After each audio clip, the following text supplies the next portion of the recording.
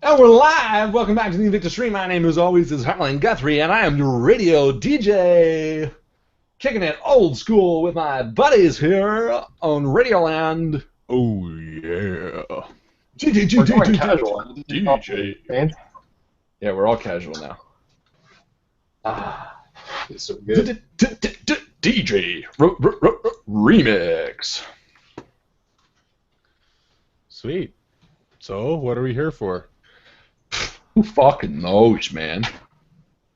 Alright, I'm posting the link, so they should be watching shortly. Sweet. And then we'll have something to talk about. Well, I mean, we could talk. Your face is really fuzzy. Mine? Yeah. Maybe my connection, but I'm just excited. Oh,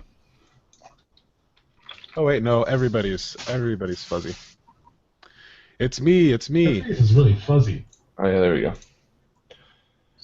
Goodbye, moon man.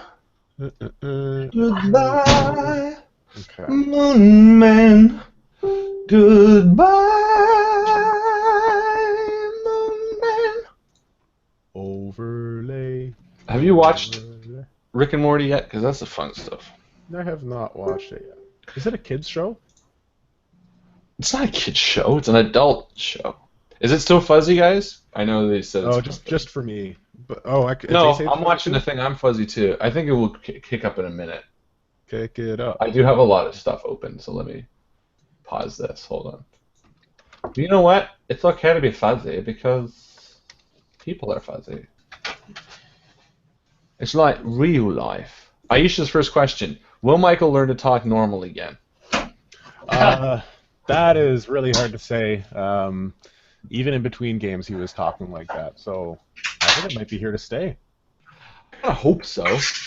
Definitely my favorite thing. Oh, I can't hear Mycl. Mike, oh, he played with this stuff. You're muted, buddy. maybe he didn't learn to speak again. No, he's gone mute. All right, If he can't speak in a Boston accent, he can't speak at all. that's true. That's his lot in life. Yeah, I don't know why he's muted. He'll figure it out.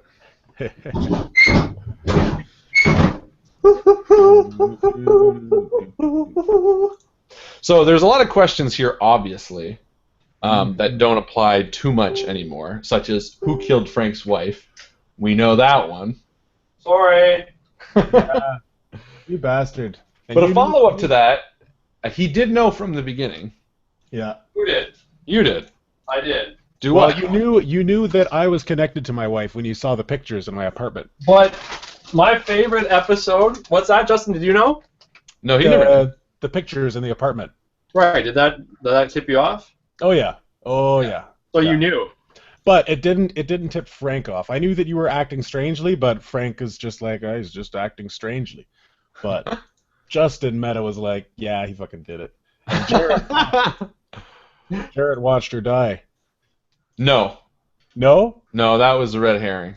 Now I thought that there was an episode where Jared was sitting in the car staring at a picture of Frank's wife. I don't think so. This is Henry's file. Remember how you guys all found files in Roland's basement? This is Henry's file. So it says, Henry McFarlane. Henry has killed Frank's wife. He has fulfilled my request. This has given me the leverage I need to convince Frank to follow me on my search. Blah, blah, blah, blah, blah, blah. Oh yeah, I pickpocketed it. He pickpocketed it. When he went up to the thing in the basement, he rolled a silent roll. Yeah. And succeeded at sleight of hand. Sorry, I should say. Sleight of handing it? Okay. Yeah, I was Which is wondering funny if because we something completely like that happened. passed over that. When it happened, you guys were like, let's look at everyone's files. So for mine, for some reason. Yeah. Well, there was a dead lady in the. That was distracting. Yes. A It little was distracting, distracted. especially for Jarrett. Who wanted to draw them? Hey Harlan, great DMing. I wanted to ask how much of everything was entirely your planning and how much was adapted. Okay, so obviously yes, there were certain things that needed to be needed to be planned and here's one of the major gripes, and these guys will agree with a game like Call of Cthulhu. When you're trying to run a 10-part series, certain things have to line up. Like you can't. Mike, if your headset's not working, try closing down the window and booting it back up with the headset plugged in. Mm. I'll send him the link again. Certain things have to line up because it's evidence, right? And when Chris and a few other guys were like putting together that evidence sheet, that was more so like, okay, well now we have to make sure that certain things make sense and line up because otherwise everything falls apart. And if you can start poking holes in one thing, then everything kind of doesn't really make sense. So planning and improv, there were certain important things that were planned, but I would say maybe 60%, 70% planned. A lot of it was improv. It was like a lot of it was improv with a structure. You know what I mean? There were certain spots. I don't even want to say a lot of it. I just want to say that there were certain spots where you gave us something, a piece of information that our characters might know, or a suggestion for how our characters would act. Yes. And if those made sense, then we would make it happen. It was like a football coach, telling the players, okay, this is the play, do what you can, and roll with it. That's a great way to put it. It's a great way to put it. Yeah, I agree. It is. It was kind of like, here's your mark, here's your scene, here's what needs to do, get anywhere you want, do it any way you want to do it. But that's kind of what you have to end up with. And then it's just a problem with games like this. And in other, like in less story or investigation intensive games, then you can do really more with it. But this is what's difficult. All right. So, anything yet? there you go. Hey! He's back. So He's Mikey's Michael question again. was, are you going to be able to speak normal again? Yes, absolutely. And that's one of the things, because right from, I don't know if you guys remember, like right after game 1, I was asking if I should continue with the accent or not, because I found it annoying. It's not annoying. If you remember, I was like, I don't know, had because to keep it going. You had to keep it going because, I mean, there's people out there who are going to like it, and you got to deliver. There's people out there who are going to like it, and then other people who are wrong. Yeah. Yeah, exactly. Okay, so there's been a bunch of questions that people have voted on to get the answers, so I'll fire through a bunch of them quick. What's the backstory on Edward's coin and Mrs. Stansick's pendant and the silver dagger? So the coin is pretty self-explanatory. It was Enty's coin, who he, unbeknownst to Antoine, he kind of entrusted to be the host, and there is a long backstory to that. And essentially how I wrote this is I wrote a story about 3 soldiers, Enty, Erwin, and Nietzsche, who 600 years ago came back from a war, and Nietzsche had this book that was like very powerful, and he was like, oh, we should read this. And the other guys, Erwin was like, no, don't. So Nietzsche was like, all right, I won't. And Enty picked it up and was like, oh, this is fucking good, and he became very evil. Then they confronted, which was the scene you guys saw. They confronted, they died, and Shub needed a host, basically. The goat needed a host. So when Enty entrusted that coin, it was a host coin type thing. Again, there's more to it, but without drawing on, that's the basics of it. The other interesting thing was, in the Dreamlands, you guys were meant to have another scene, which painted out in a very cool way, I thought. But it kind of showed them more as like who they were rather than just the 3 characters you want. But time-wise and interest level, it wasn't important. Did any of the other... Oh, sorry, so that's Edward's coin. So Mrs. Stansick's pendant, that was not a decoy piece, but it was a piece that I included to utilize for something that I thought would be needed. And here's a cheap tactic, and these guys won't like it, but I'll say it. To try to... I like bookends. I love the beginning is the end is the beginning, and I wanted a piece of something to connect. I wanted whoever was to execute the man kneeling in the woods would be the person who would have to go through the portal. And to do that, I needed an animate object to draw the power at the end, and I knew that much. So I put a few objects in the world to utilize to my advantage if the end came. So it's a bit cheap because ultimately... But at the same time, and even one of you mentioned, like, what are the likelihood of Henry betting with that coin? And it's pretty high. If I entrusted the entire storyline on the fact that he kept that coin, it would not have happened. It's just not going to happen. And I was tempted to. If I had lost gambling in that one party, game, I would have probably said, what can I get for this? Yeah. So the pendant was kind of a bit of background. The other thing with the pendant is it was just and it's funny because I had write-ups. J.D. Ackerman, the guy in the history bookshop, you could have asked him about the pendant. And at that point, I was secure with like at the halfway point, the pendant became just a thing to protect yourselves from the goat. I'm wondering what would have happened. What would have happened if Henry had showed the coin to Antoine? Antoine didn't realize it was a powerful piece. Antoine himself just kind of took it as a memorabilia. He probably would have thought, "Oh, you took it from Edward when you killed him," but he wasn't aware that it was a homing beacon, so to speak. Did he not have one himself, though? No. He gave it to the student. Oh, okay. So the coin was there was just one of a kind, and then the tattoos. Antoine would have had a tattoo. Exactly. Gotcha. Which is another interesting thing because I did have failure outcomes. Had you guys not done exactly, had you put Antoine through the portal, you all would have died. Had one of you died before going in the portal, something like that, there were other outcomes. One of the interesting things in this world, and just to clarify for those maybe confused about the ending, the reason everything kind of rewrote is because there is only one existence of Shub-Niggurath.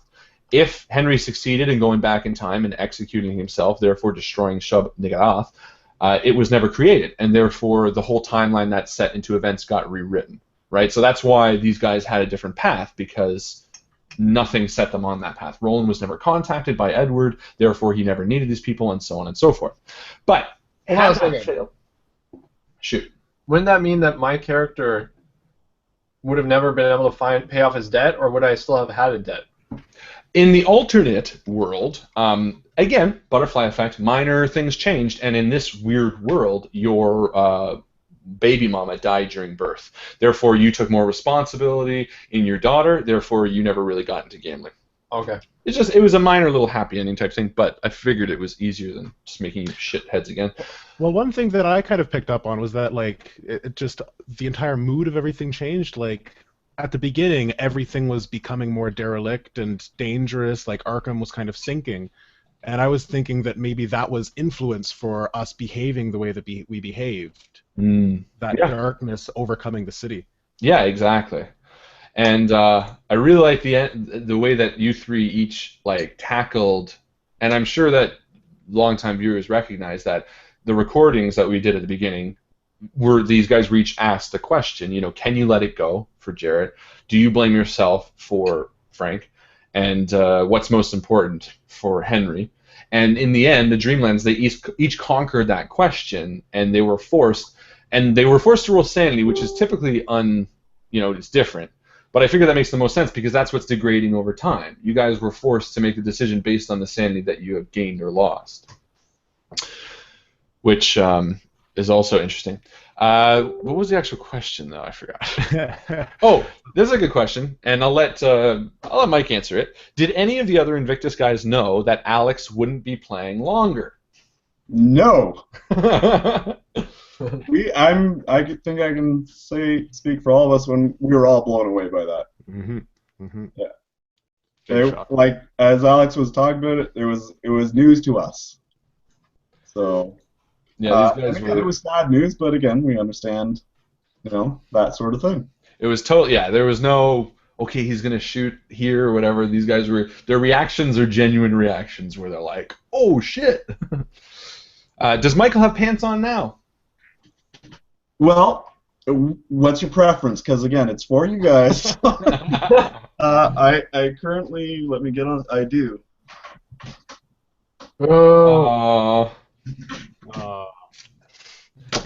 What was each of the Invictus guys' favorite memory of the Call of Cthulhu campaign?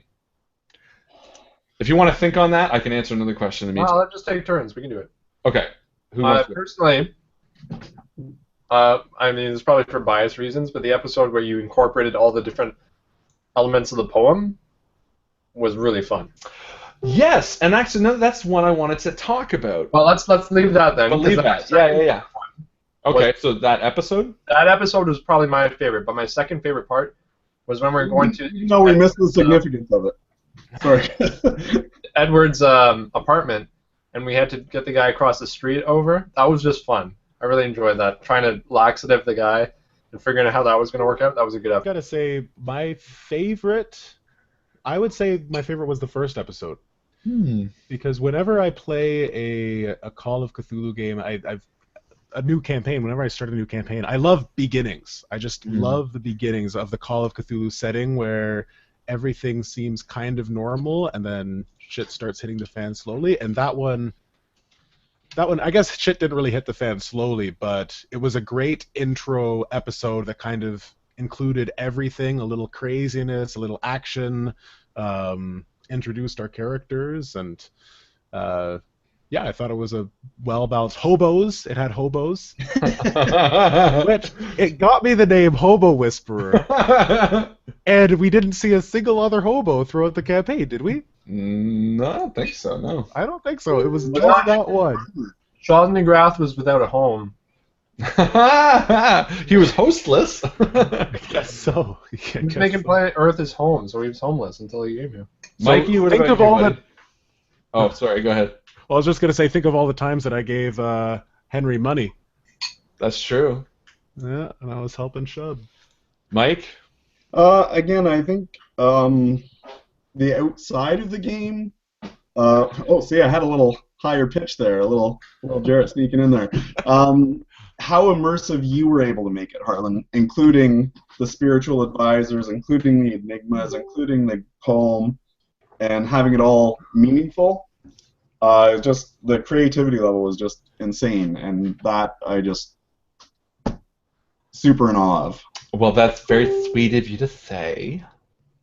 I would say my favorite... Having the interaction from everyone joining in and watching and giving...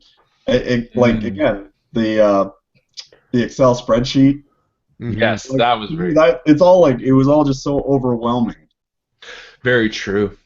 I'd say personally my favorite memory was, I think, I would say this last episode, only because everything kind of lined up, but I think more so the rooftop at the sanitarium, when you guys realized that the page was her dream. Because, like, I can't remember, it was like a few of you kind of, you know, like, I could see it kind of wash over you, like, you're like, oh. Or the scene where Alex shot Roland. I also think that was pretty fucking good, because, again, you guys were like, wait? Like, you dropped character. You're like, wait, what? That was really good. Who killed Frank's wife? Well, we know. Henry did. Was there any big scenarios that the guy bypassed completely? Yes. There were. There were maybe 2 pretty big parts that the guys beat, so to speak. You just kind of glossed over them, but in a good way. You just didn't. You kind of got around it. They don't come to mind right now. Well, one of them you said was the orphanage. The orphanage that we kind of got a hint of it, but you had a lot of different ideas for what the kids were going to do that we never got to see. Yeah, there was a ton more at the orphanage that they kind of just touched on, which was totally fine. There was also a small like semi scene at a newspaper. At the nudist colony. At the nudist colony, yeah. No, at the Arkham Gazette was one of the things. And there's another one that's a big one that's not coming to mind. I cannot remember, but yeah, there was a few, but nothing. And that's also kind of one of the troubles, because you have to make sure that they're all making sense. But what did the paper say? Savini was stabbed. Or why did the paper say Savini was stabbed and Henry capped him in the head? Well, now we know, because the person killed in the woods was Henry. Very looper. Why did you find making the community stuff would be difficult, and would you choose to? Did you find making the community stuff to be difficult, and would you choose to? I don't know, guys. Choose to continue? I guess, yeah. We're definitely going to continue. We're going to change it up. I mean, we're still learning as we go. Yeah. I think Numenera's was the most successful, because it let people, for the community-wise, because it let people create things every week, which I really enjoyed. This one, the enigmas were tough, because I know, well, obviously, like, some people enjoy that stuff, some people don't, which is totally fine. The poem, I think the poem kind of worked. I like the idea of the poem. Like the idea that we can create something together as a group, and I would be more than willing to do that kind of thing again, but I think something different than a poem next time. We were going to read the whole thing. at some point. I think that was mentioned earlier today. Yes, the poem, and I'm going to touch on that in a second because I want to know how many people do that. Actually, I'll say it now. For those of you, I'm curious how many people know this because I did incorporate the poem into the game. All lines of the poem, and I don't know how to do it. I was going to say guess how, but it's not worth it. The last one, for those who don't know, the one who won, Aisha's, was the poem that opened the portal. I'm sure that most of you got that. I just added a last line to it. Everyone knew that, right? Yeah. Oh yeah. Okay. The majority of the poem, if you're curious, go back and watch episode 9, because the entire dream world was, all 3 doors were mirrored after, like, we knew that there was the shadow, the shade, and dream, but the things that happened in them were mirrored after the poem. If you go back and read the poem from the beginning, you know, it starts off with something about cindered bone, and if you watch the game again, you'll see that these guys are standing in front of the door, and you can see the sky, and it looks like cindered bone. And they had to chase the ticking in the clock. All of it was taken from the words you guys wrote. And I thought that would be a neater way to incorporate than just reading the poem. So if you want to know where your stanza kind of fit, go back and watch the game, because everything that was written up until this week was in last week's game, including the last part that was voted on that game. I think it was Bob and Evan. Bob had a line about the sands, something like that. It was a metaphor. And Evan had a line about the seas being black and madness being in the seas. I incorporated the sea madness. And if you remember, the last door, they fell into water, and there was like a sea monkey type thing swimming. So they shrimp. So they did. So they actually did have a lot of. So all the poem was featured in the last game. Just so you know. I'm curious, and be honest. I want to know if any of you noticed that, and if so, how many of you? Because these guys did. Yeah. Did you guys ever handle a simple situation in the most baffling way? Yes, but I want to hear what these guys say. Yes. When I pulled the gun out and I said, "This doesn't need to escalate any further." That was good. Yeah. That was good. The other one that came to mind, it wasn't as bad. It wasn't bad, and it still worked. But before you went to Aunt Beatrice's party, you went to the wife's house. Oh yes. And you just did it in such a weird way, not a bad way, just weird. Like she was like, "Yeah, come on in," and you're like, "Nah." we'll find out information some other way. It was just funny. That entire episode, like trying to figure out which car do we drive to Roland's office. Yeah, it was a weird. Oh, that was the episode before. We were lost a lot in that one. We were lost a lot. It was the halfway point. Everyone was tired.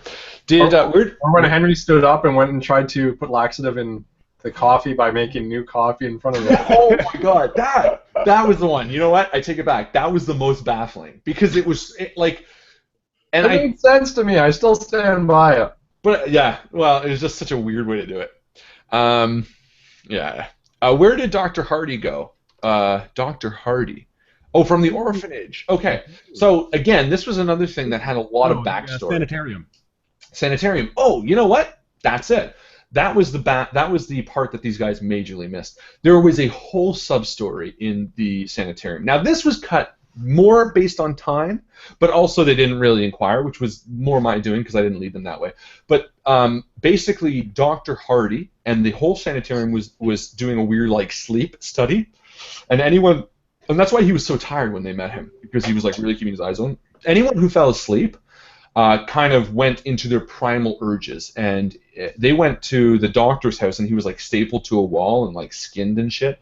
That was Dr. Hardy. When he fell asleep, he basically killed his boss and didn't even realize it. So had these guys went back and he had fallen asleep, and he had kind of a whole underlab to the sanitarium where he was like doing experiments on people and like doing stuff like that.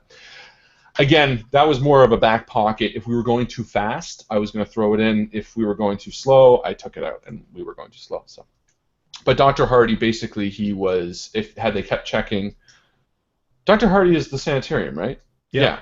Because it says, where did Dr. Hardy go from the orphanage get to? I'm assuming they're meaning Dr. Hardy. Now, the other question is, if you mean Father Rourke from the orphanage, because you guys came him, he was the guy. Where did he get to? That was interesting too. That one was just one that you happened to miss. But had you hung around a little longer, a little kid walked in and like had an argument with him and was like, I don't want to see you anymore. So he literally just poofed into non-existence. Just would have been a thing to kind of second it. But did Jarrett witness Frank's wife's murder? No. What is the backstory of Roland's "This too shall pass" saying on the lighter? Just a great saying on a lighter. Nothing to that. Not everything's everything, guys. Not everything is everything. That too. Sometimes people don't know why they get it. Yeah, it's true. Like mine. Does Jarrett? Does Happy Jarrett? anniversary. Did Jarrett and Amelia hook up, Jarrett? Well, I'm gonna say, in this new future that we share together, yes. That sounds fun to me. That's so sweet. Also, this is curious. How are we supposed to get rid of that gibbering mass, the fog? Hold on, this is my question. Justin, do you know how the game ended with you? How the game ended? Did you get what I was hinting with the staring? Oh yeah, that I might not have actually left that loop. Well, do you remember how you like really fucked up those rolls? Mm-hmm. Okay, just checking. Could be. Who skinned Norrell? We answered that. Why did NT take Nietzsche's last name? This was done by Antoine. Again, in the backstory, which is too long to really go over, but I can always post it for anyone curious. Essentially, Antoine, after his master NT passed away, wanted to make sure that he was with the body, and he realized that moving the body over to the States was the best way to go about it. And again, there's reasons why, but either way, he tried to change the last name of his master, NT, to Nietzsche because he knew Nietzsche's family was over there and they were trying to take him with him. So it was Antoine's doing, but he failed at it and it didn't work. Is Seymour Chapman the father of Dennis Collins? No. Seymour Chapman is the son of Dennis Collins in a crazy world. No. Ooh. How did Savini's house, and Edward tie into each other? Not sure what that means. Edward. So Savini's house, when we went and investigated, like the lady in the basement. Yes. And Edward, seeing the picture of Edward, I guess. There's no picture of Edward. Or a picture of No, I know what they're confused about. It's the last name was Mason. Ella Mason. Yes, just similar last name. That's all. Again, just one of those things. How did NT's body make it over to the States? NT's body was taken by the Smithsonian. That's how they did it. They had the newspaper thing. How did Conrad get the bath salts? Conrad got the bath salts because he's fucking crazy. Did Marco get put in jail based on evidence given to the police? Yes, he did, actually. I think they mean Tony. Marco was the gym guy. Tony was the owner of the thing. Mm-hmm. Where did the deadlight come from? Okay, the deadlight was a module, and I originally designed this so that I didn't have to write every week because I knew 10 would be a lot. And just to put in perspective, these games, like paper-wise, like 3,000 words. I wrote one every week. That's a lot of words writing. It's a lot of writing, and I have other shit going on. Okay, no, but so really? I developed. Well, I figured I would do like a module, and Deadlight was a module big by Chaosium. It's great. All the characters' names are in it. Same. You can go buy it. Did Jarrett's grandfather learn more of the occult outside of the Castaway? Jarrett, what do you think? Well, I'm going to say, judging by his diary, he did end up investigating it a little more because it caught his attention, and once you see past that veil, you kind of can't look at things normal again. You gotta you gotta keep looking. It's like breaking the seal once you pee, or once you drink while you're drinking. Yeah. How did Nietzsche find the dark powers in the book? Ooh, I don't know. To be determined. Why did Frank refuse to show if he had tattoos or not, Frank? Yeah, thank you, Frank. Why is that? Because it didn't make any sense to him. if I showed my wrist or if Frank showed his, that would have wrist solved or his the problem. ankles, I might have stabbed you. But it's just he felt he needed to point out that I would need to get completely naked in order for me to see tattoos. I'm not. If I were to put tattoos on, I would have put it somewhere else. Frank, So your I was. body- You know what though? your body- To be honest, in a game like this, I think that for me, I felt encouraged to kind of push buttons and make drama happen between characters. And it seemed like a good opportunity to do that because Frank, I think realistically, would have said no. And I think we all wanted to play our characters in a way that wasn't the prototype hero character that is always doing the right thing. Like, these people have issues and boundaries and flaws. So I don't know. I just saw that as an opportunity to exhibit that, I guess. He's shy. And he's shy. Yeah. No, I totally agree, and it was perfect. It was very well played. It was very true to the character, and it flowed well because it did create that doubt in Henry for sure. Because Henry had the most to hide. Yeah. Well, in my defense, I knew my character had this horrible secret, so I assumed every other character did. That's why it was perfect. Why was there no mention of Enti before his death? Just records, 600 years ago. Doesn't happen sometimes. Was there anything to Henry not having a file? He did have a file. He sleight of handed it. I can post it after if anyone wants to see it. How did Dr. Webb know all of the occult things that he knew? Again, it was a module. I think there's a whole backstory. It's nothing to do with our story, but it is interesting if you want to read. How was the girl in the last name Mason tied to the story arc? She was not, just a coincidence. Did you ever think about making it and it was all a dream kind of ending? No, because they're the worst. Which it kind of is, in a weird sense, because they did rewrite the timeline, but their actions did matter, we'll say that. And we'll go to the current questions. I saw one here by Aisha. Oh, what would have happened if Henry would have been successful in sneaking the coin to Antoine?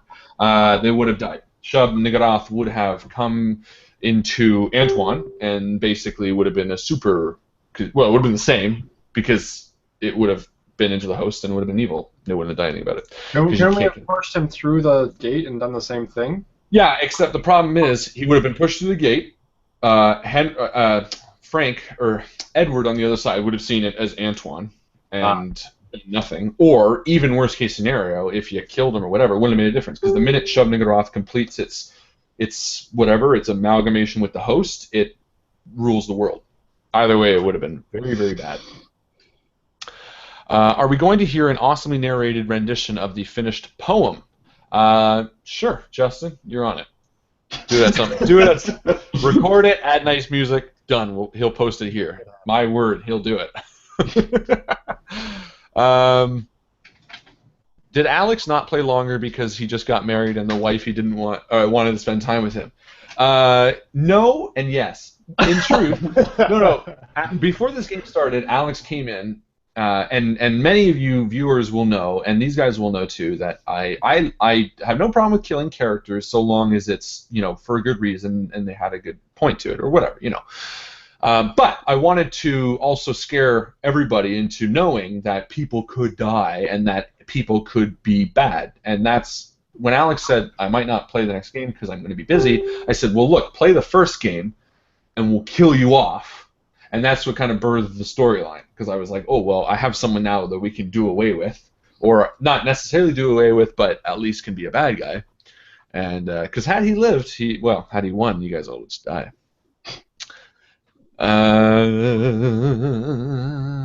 How many XP to make Mycl wear skinny jeans for the entirety of the Star Wars campaign? Bad news on that front, Mycl, if you want to. He doesn't fit skinny jeans. I just like before Chris's wedding, when he made me do P90X because I was bringing down the hotness factor of his groomsmen. Oh, I would never do that. It's what you said. No, he didn't say that. I will not be joining the Star Wars campaign. Unfortunately, I'm going to take a little sabbatical. Because again, as many of you know, that I am involved in other things, and as of late, I've been missing a few promotions for some of martial arts students and that sort of thing. So next week I'm going to run a game of something, and I won't be as prepared as Harlan is. And after that, I'm maybe back January, February-ish, depending on timelines and how that sort of thing goes. I have to tell you, though, the other day, I was going through, and again, I watched some of Aisha's videos, and I was like, oh god, there's good times there. And so I will, again, be back if there's the spot open. Always for Mycl. But I definitely need to take some time and get back to teaching people how to punch and kick. He wants to do this a little more. Well, there's going to be some of that, yeah. Well, he will be missed, but there's your answer for that one. But he will wear skinny jeans. We'll take pictures and post them so everybody knows. We'll see what happens. Or no jeans, whatever. Or no jeans. How did you decide to incorporate Seymour Chapman? Was it to help move the story to the astronomy tower? Seymour Chapman, hey, I didn't incorporate it. He incorporated himself. That guy, he just came in. No, you know what Seymour Chapman is? He's Borgial before his brain got frozen. He's a schizophrenic break-off of his character. I got to tell you, actually, that was a good part with him. And watching Chris and Justin, and particularly Chris, where Chris the whole time was like, "Oh my God, just shut up." And you go back and watch the videos and watch Chris in the corner. He's like, "Oh." I'm going to. And Justin's like, "Oh no, we're already gone." Yeah, Aisha did it in the highlight video.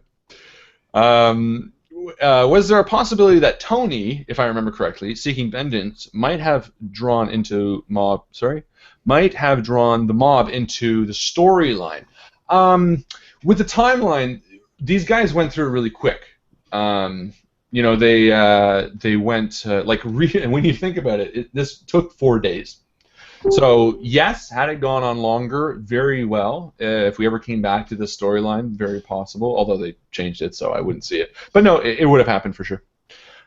Frank would rather die than be naked arms and legs. Frank is Jewish, and he showed his tats to keep you buried Jewish. That's not a question, but it's funny. Where are the questions coming from? Oh, yeah, they got them there. I had posted a poll earlier, not a call question, but are you going to draw up characters online like you have in the past for Star Wars? Yes, we are. And Justin, I'll let you field that. Yes, and I'm wanting to do something special. I'll give you guys a few more details. I'm sorry, I just read your title. The black one.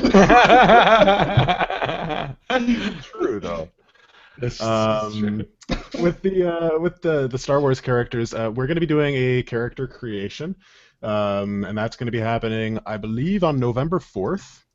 As long as everybody's able to do that, it's a Wednesday. But I want to do it special, and I'll give you guys some more info. But I'll just say that if you guys are able to get your hands on a copy of the Age of Rebellion book, it's a great book. I've got it myself, beautifully done. I haven't been able to find a PDF online, but if you are able to find one, you'll be able to roll up characters with us, and those characters may have some sort of involvement in the campaign. Ooh. Ooh. All right, so see if you can get your hands on a copy of the book and join us on November 4th for that. Join us. Actually, I think from Fantasy Flight Games, can you not buy a PDF copy as opposed to the hardcover? I couldn't find one. I don't think that they make it available in PDF. Okay. Yeah, and you definitely should not torrent it.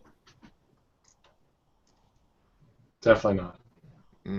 No, but that is something that people do, and they're wrong for doing so. You buy them all, Harlan. Isn't that right? You have a whole stack. We buy them all, yeah, of course. We're good people. Yeah. What happened to the Stand 6 with the redo arc? That's a good question. It's a great question. So, the Stand 6 lived a very happy life. Anna is now 40 years old, roughly, and walking in the supermarket one day, she saw a very handsome young man named Henry, and they, you know, gave a little eyes, and now she is Emily's mom. I don't know. No, they're very happy, profitable, still very alive. They have a beautiful house. They fixed it up very nice, and they're cool. You know, they're all good. Will Alex ever be back? Yes, he will. Not for the Star Wars campaign, but he will be back at some point. He enjoyed doing it. He's a newlywed, so he's just got stuff going on.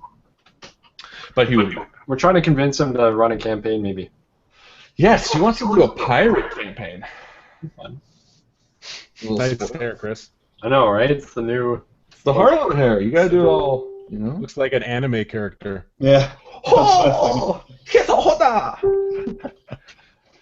for Star Wars, what time frame will the campaign be set in? I think. What'd you say? It's going to be set right after the Battle of Yavin. So Yes. the events of A New Hope, it's pretty much right after that. So Empire Strikes Back. Empire Strikes Back a little bit before it. Yes. Is that Ash behind Harlan? Yes, it is. That is Ash. Mm-hmm. By a fantastic artist by the name of Rich Pellegrino, who also did my 2 masturbating lesbians. And a series of, he actually also did a picture of me and my wife for our first anniversary that I commissioned him to do. This picture is featured in the film Grand Budapest Hotel. The Grand Budapest Hotel, thank you, by Wes Anderson. And it is a great movie, and Wes Anderson is a great director. You should check it out. Question. Was your choice of Elder God due to story or just personal preference? Personal preference. When I was doing it, I researched all the Elder Gods, and Shub Niggurath, it sounded awesome. I really liked the idea of a herald, the black goat. I wanted these guys to fear the black goat and be really kind of nervous of it without realizing that it's really just kind of a sign of what is to come, rather than the actual monster itself. But Shub is actually a girl, just so we know. I know. I made it into an it. I figured, you know, let's not keep it. Let's keep it sexless. I didn't want to, you know, hurt it, but. Does that mean Eric is dead? No, Edward Mason still exists, aka Eric Stanzik. Eric Stanzik is alive and well. He just, you know, maybe he's still a boxer. Maybe he became a boxer. Who knows? Maybe he. Or again, maybe with a different timeline with the Stanzik. Maybe they kept and raised him. Yeah. Oh, they definitely would. Yeah. He's very happy. Very healthy. Very crazy, and stuff like that. So, who else is excited for Star Wars? Did everyone watch that trailer, by the way? Yes. Yeah. The movie? Yeah. I'm excited for it. Yeah. I'm so excited. I do think if we can swing it, we can make it a date night for us. I don't know if that's going to be possible, but I'd like to do that. Well, I was thinking, like, I wasn't going to see it till, like, January. I'm good with that. I Yeah. hate going to the movies when it's, like, all packed and stuff. Me too. It's Going to be a lot of kids, too. boring. Yes. Wearing fucking Jar Jar masks. I I'll hope. have to punch them all. You can't wear that, sir. I want to go dressed up as Spock. Just to piss off everybody. Go up wearing all our Star Trek stuff and be like, oh, I hope it's as good as the last one, man. I still don't get it. Who strung us along? Yeah, that was my question. Yeah, expand your question. No, I understand because it's basically because the past has changed. We were strung along. No, who strung us along? Like, why were we given? It seemed like someone was one step ahead of us all the time. It's true. They're smart people. The outline of the story is essentially there was a vital piece that was missing, not imperative to the story or to the ending, but imperative to the story, sort of. You guys kind of guessed it early on, and you hit the nail on the head. You are each the descendants of the 3 soldiers. That's why you were chosen. That's why Edward sent the note to Roland. And the reason Edward brought you there is the descendants of the three soldiers were the only people who could stop or kill Shub Nugroth once she came. That's why you were originally meant to be executed. And that's what kind of set the whole things. And ironically, had Eric/Edward and Antoine just left it be, you guys would have continued your very innocent lives. The creature would have come, dominated the world, and everything would have been good. But they decided to get in front of it. They decided to try to kill you, and it put everything in place. So okay. So they were trying to get us together. Yes. And so that's why they blackmailed Roland. Yes. So basically, what Edward wanted to do first and foremost was to bring you all to one place to execute you. And he figured, in a very weird sense, he wanted to do it at his home turf. But there was also a sub-reason to it, and one of the things that is frustrating about bringing an Elder God is that the Herald needs to be there at the time of its arrival, the Herald being the Black Goat. Well, when you guys were back in time, you saw that the Black Goat stayed with Nietzsche rather than the coin, which is what Enti had wanted. The Black Goat went into Nietzsche because he was the one who killed Enti. Therefore, Black Goat enters Enti gets killed by Nietzsche, Black Goat goes into Nietzsche. So, the Herald, the whole crux to bring the creature into this world, rested with Nietzsche. Now, here's where it gets confusing. Oh, now, okay. Thanks. When they dug up Nietzsche's body, it released the Black Goat, which is what tormented Conrad. But it lingered. It lingered in that area. Edward needed to spill the blood of the ancestors to reaffirm the Herald.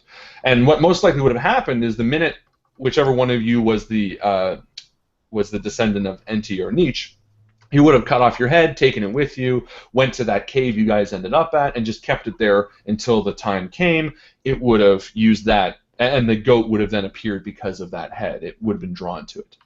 The curveball, so to speak, was the coin. It followed the coin rather than the blood because it was a stronger connection, being that Enti had summoned it. Therefore, when you guys were traveling through the town, it was kind of attracted to both of those. Okay. So long story short, there is more to it, but again, I mean, it's... Like, where was Sarah being kept the whole time?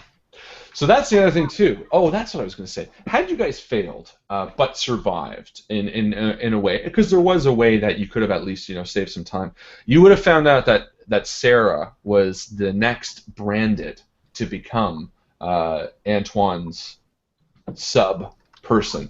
So had you gotten her out of the gate first, you would have seen a little... singed mark or a tattoo within her. But she came in as a few different reasons, one of them just kind of being a story issue, but one of them also being the fact that they needed leverage on Roland, and they weren't just going to kill the little girl because once Edward passed away, Antoine needed a new second in command. And Sarah's just a cute one. Probably. Reminder, what was Chris's favorite part? Chris, what was your favorite part again? Again, it was the poem episode, so episode 9. And then before that, it was the episode where we needed to go and have the hot dog vendor leave so that way we could go into Edward's apartment, which meant we need to date rape the yes, the mafia guy. And by date rape, I mean give him laxatives so that he was stuck on the toilet. Yeah, that was the best version of date raping. So, yes, are you worried that you outdid yourself this campaign? Should you have another Call of Cthulhu campaign next year? No, I'm not worried. No, but no, I don't think we'll probably come back to Call of Cthulhu. At least I won't. Not for a while, at least. No, sorry? Not for a while, at least. No, like put it this way, I really enjoy Call of Cthulhu. I think it's tough it's tough to run, and it is also tough to play to an extent because it is very intensive. It's an investigative game. It's about also at the same time sometimes you just want to get on and hack and slash a little bit. So and that's kind of the line. Now, if the next year we run and we do a lot of hack and slash, maybe we'll bring something in. I'd be more interested in like a Vampire Masquerade because it's also similar but less investigative intensive, just more like social politics and things, at least from what I've read. So, yeah, no, I'm going to say that we probably won't run. We won't have to worry about beating ourselves because I don't think we'll be running Call of Cthulhu again in a long time. Or if we do, it'll be a really fucking. The only reason we'll run it is if I think of a really cool idea that will like kind of maybe not include the same characters, but maybe like tie into this because I think that would be fucking cool if like you played 3 versions of Seymour Chapman.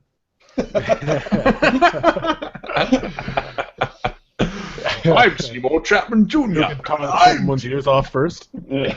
And now back in the year 1972. Yes, exactly. So, and I guess one of the things I would like to ask real quick, because we're coming up on 11, is what did you guys think? I'm asking that question right now. What did you guys think as the viewers? Was it something that you enjoyed watching along? Was it something that you got confused?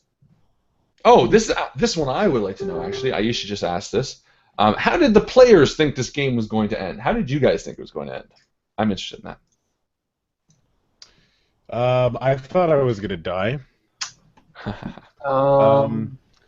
I was actually thinking that... Yeah, I don't know. I was just thinking about my character's survival the whole time. I did not know how it was going to end. I figured it was going to be a sad ending, like an unhappy ending, like it was going to end with Edward Mason with Henry being like, "Haha, I've got you," blah blah blah blah blah. I was the entire time thinking that some of my other party members were going to do something. I think just because of Edward from the beginning, there was going to be all these dark secrets that my party members, like my little girl, I didn't know where Emily was this entire game. I assumed she was somewhere safe, but could have turned out that she was in Jared's basement or something like that. And that wouldn't have surprised me at all.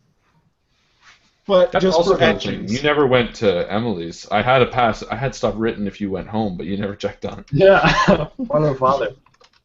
Not a big deal, you know. Just only 4 days. Yeah. Exactly. It really wasn't that long. What about you, Mike? How did you think it was going to end? Originally as a 3-way in the grave. I can see that. No, actually, I honestly thought it was going to end right there as Henry was floating through the portal, watching us be slashed and hacked up. But yes. I was silence. like just game-wise. Holy fuck, I'm brain farting. What's it called when you're outside the game looking at... Metagaming? That's what I'm talking about. Yeah. Again, I only had 3 hit points for like the last 3 sessions. And so again, if you had have done damage on the throat, I would have been dead. Well, and that Right. was... There's so many times where, he throws me to the ground. Oh, well, guess what? I hit my head on a rock. Yeah, so I honestly thought it was going to end right there with the Henry watching us be slashed and hacked up. And it very well might have. That was the first time I've played a Call of Cthulhu game long enough that the stats actually increased significantly. Yes, that's for me sure. too, actually. Usually we play it in like 2 or 3 sessions, and the leveling system is superfluous, but this one actually made a difference. Yeah, it's true. It did, actually. Oh, I got to say that, too. There was a very good rolling parts for you two, Henry and Mike. With the sanity rolls, you guys both got like just under your sanity, like 30 and 35, and I was like, shit, like you guys just fucking made it. And then Justin was, had you guys all lost, yeah, you would have been lost in Dreamlands. And I had a pretty nice, eloquent ending to end it in the Dreamlands. It would have been a bummer because like all the really cool ending shit that I figured out, it wouldn't come together. But I was like, you know, if you go crazy, you go crazy. What are you gonna do? But no, you guys lucked out. You guys were very, very lucky with what you do. Tori asked, we need a close-up of that lovely painting, and I'm going to assume it's two lesbians masturbating you're talking about. Gross, girl. You got a dirty mind. But that's okay. We'll screenshot it rather than me having to actually physically get up and move. There we go, ladies and gentlemen. This is two ladies masturbating. It's just so uncomfortable. It is kind of. How do they use it in the movie? I still haven't seen it. My wife was when I said I wanted to buy it, she was like, because she loves art. Well, she loves the artist, as do I, but and she loves Wes Anderson. But every time she sees it, she's like, it just makes me feel uncomfortable. This is the scene in the movie where they do it. The whole point of the movie, or at least a large portion of the film, is that they take this painting, which is worth a lot of money after their father dies or something, and when they steal it, or so it's a woman, and he inherits the painting, he's supposed to get it. After they steal it, it's called Boy with Apple, they replace it with that one. It's a very small, minor shot, but it is hilarious. And memorable. And very memorable. I remember seeing it and thinking immediately. And I messaged him, Rich Pellegrino. I was like, hey, can I buy this yet? And he was like, no, it's not available. But I did have him draw a picture of my wife and I for our wedding anniversary, and this is the one that he did as well. He's a great artist. I highly recommend him. Very cool. He does a lot of pop culture images. So, gross question, Tori. Thanks a lot. Had to make everybody uncomfortable with that really hairy drawing. Well, don't speak for all of us. No, that's true. I love it. It's right behind me. This is a Call of Cthulhu picture, by the way. No one noticed this, but it's the Mythos, like deity scale. They're all labeled in there for all the interesting people. All of our backgrounds are very interesting, Mike especially, but. My curtains? Yeah, Well, that's you nice. got rid of you had all these like tiny little things. Oh, yeah. I switched rooms. Aisha for Mike. My last question is to Mycl. How did you like being the Sean Bean of the RPG world? So true. It is. I'm noticing the pattern. You know what's funny? I was looking at some of the comments the other day, and people either loved Mike's character or hated him. It was very polarized. Favorite character, or found his voice so annoying. It's like. Well, honestly, like I said, I'm siding with the guys that found it annoying. No, like I said, there are two options. Either you loved his voice, or you're wrong, and that's it.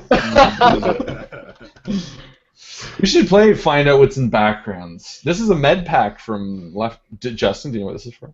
I think it's only fun for your house. I have a lot of stuff. I have another Bruce Campbell painting in the corner that my wife did that I never pull out. I should change my background and everything. Down there is my wife's eyes. You can see her. See her here? Yeah. I think you should hide things in the room and see what's the new thing. There are. Look, that's a picture of me as a kid right there. Yeah. Drawn. And there's a paper bag version of me. And here, there's the Spider-Man thing I gave you. Shut the fuck up. Who's this? Does anyone know who this is? I'm pretty sure that's Hank Williams there. That's country singer. No, it's Johnny Cash. So, there you go. Williams. Hank Williams was known for giving the finger. No, Hank Snow. I've been everywhere, man. Ding, diddle, ding, ding. You know. What the fuck are you talking about? That's clearly Johnny Cash. Yeah, and Johnny Cash saying I've been everywhere, man. Yeah, he did. But he. I was actually going to say, as far I put an Easter egg out there today. I told Harlan. Oh yeah, you did tell me. The picture of the coffee. I don't know if anyone noticed. I changed the label on it. The name of the coffee is the Three Soldiers.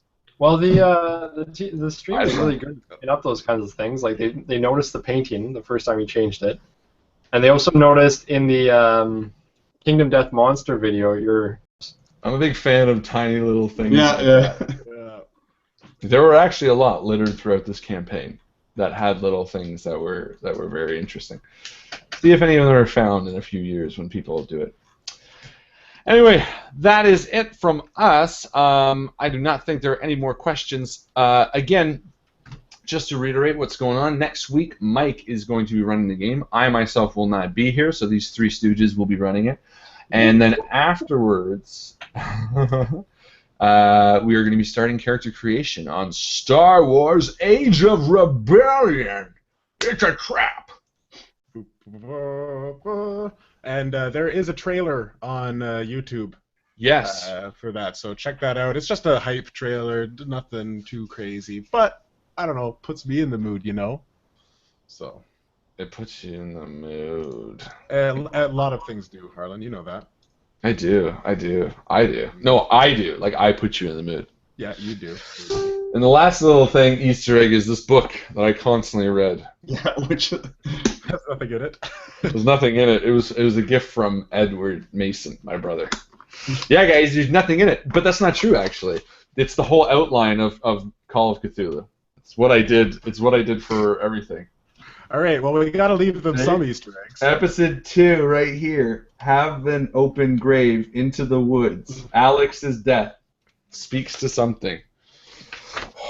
This is game 2, guys. There's some good stuff in there. I had one about a comet. All right, ladies and gentlemen, have a fantastic night. Thank you again. Let's do a round of applause real quick. again, thank you everyone. Guys, this has been such a great time. It has been a blast playing for you, playing with you, and humbly, you have our thanks. Please, please, please, stay classy. And as Chris always likes to say, See you around the table, guys. see you around the table, guys. Good night. Good night.